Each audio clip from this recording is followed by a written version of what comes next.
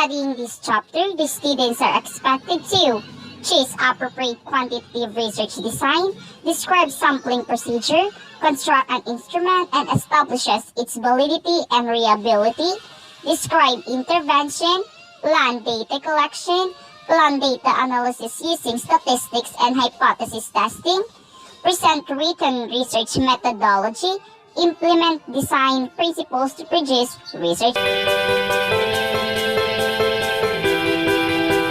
That was the following objective for this chapter. But before we proceed to the next discussion or the proper discussion of this chapter, the following terms should be defined for easy understanding. First, research design. What is research design? Research design refers to the overall plan and scheme for conducting the study. Thus, the researcher may utilize a historical design, descriptive design, or an experimental design. These designs are discussed in detail in separate sections of this chapter. Second is the sampling. Sampling is the process of selecting and getting the respondents of the study with a minimum cost such that resulting observations will be representative of the entire population. Next in line, we have the instruments. Instruments are the data gathering devices that will be used in the study. It is a testing device or measuring a given phenomenon such as a paper and a pencil test. Lastly will be the quantitative analysis. Quantitative analysis is the technique utilized for analyzing the data gathered. Analysis of data may be statistical in nature or it may be deterministic. Descriptive research designs. The purpose of this design is to describe the status of an identified variable such as events, people, or subject as they exist. Descriptive research usually makes some type of comparison, contrast, and correlation, and sometimes in carefully planned and orchestrated descriptive researches.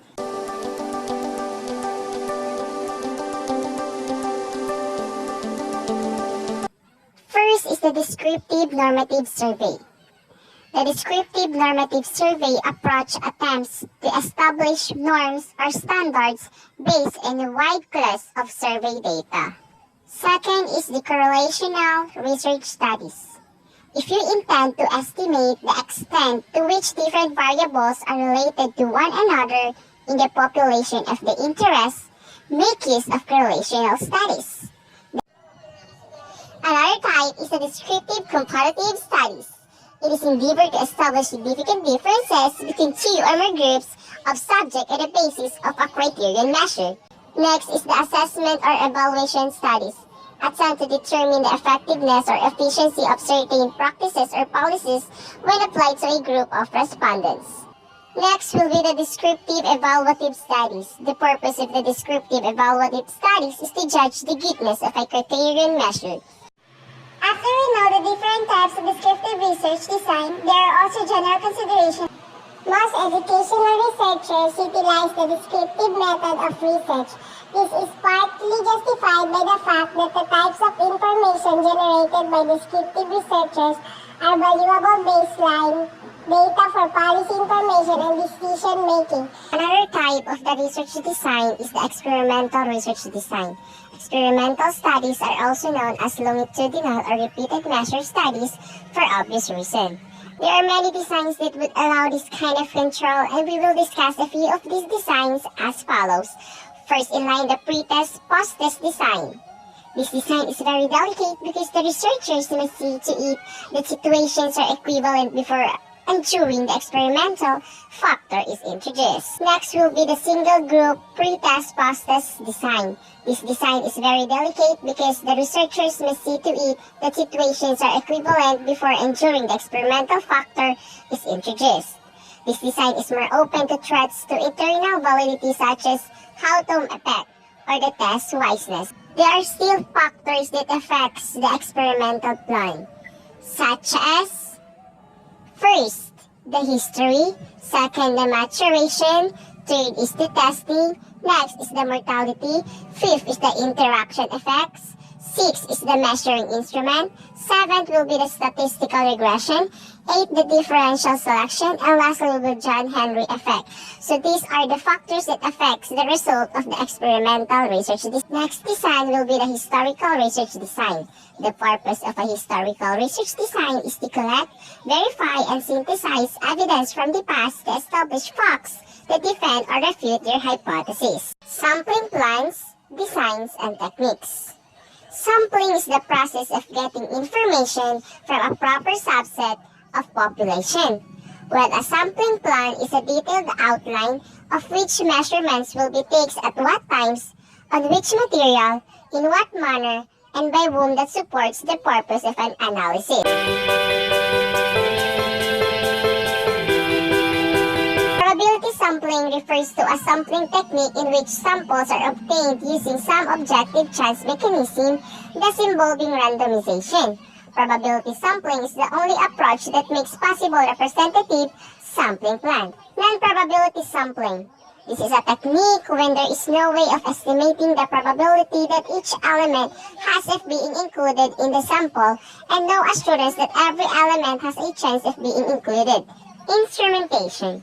An important part of the research study is the instrument in gathering the data because the quality of research output depends to a large extent on the quality of research instruments used.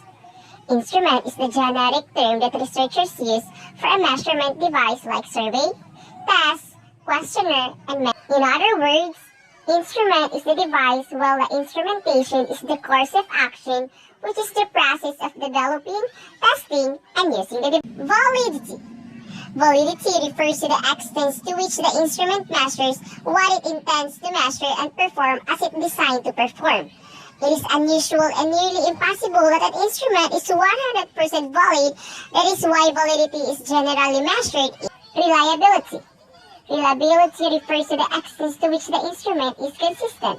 The instrument should be able to obtain approximately the same response when applied to the respondents who are similarly situated. Now you know.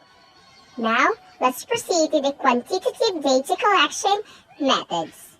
In quantitative research, data collection methods rely on random sampling and structured data collection instruments that fit various experiences into predetermined response categories that produce results that are easy to summarize, compare, and generalize. There are sources of data. Do you know that data can be collected from two sources, namely primary sources and secondary sources? Data collected from primary sources are known as primary data, while data collected from secondary sources are called secondary. Now, let's proceed to data collection methods. First is the interviews. The use of interviews as a data collection method begins with the assumption that the participants' perspectives are meaningful, knowable, and it can be made explicit, and that their perspective affect the success of the project. Next in line are the questionnaires.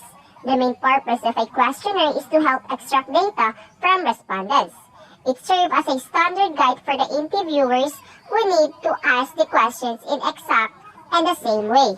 Without this standard, questions would be asked in a disorganized way at the discretion of the individual. Questionnaires are often used of checklists and rating scales. These devices help simplify and quantify people's behaviors and attitude. That will be all for this chapter 4. I hope that you have learned some lessons which you can share it with your friends, families, or any people that surrounds you. I hope that it can help you throughout your life by conducting your research. Thank you for watching.